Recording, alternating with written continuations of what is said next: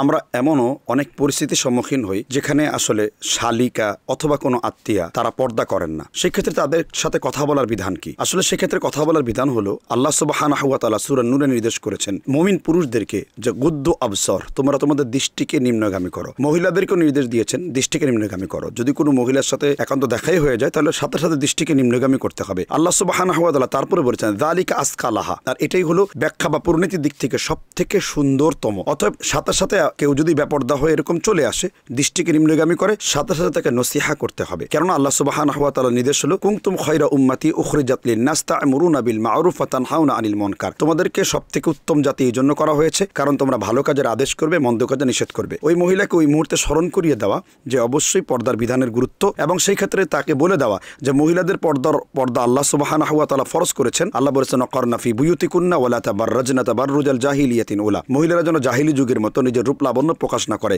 এমনকি কথার ক্ষেত্রে যেন সাবধানতা অবলম্বন করে। ওয়াকুলনা কাওলাম মা'রুফা, অত্যন্ত আদল করে কথা বলতে হবে। এই পরিস্থিতির শিকার হলে দৃষ্টি নিম্নগামী করবেন, নিম্নগামী অবস্থায় তাকে অবশ্যই নাহিয়ানিল মুনকারের কাজ করবেন। আল্লাহ তাআলা আমাদের বুঝার তৌফিক দান করুন।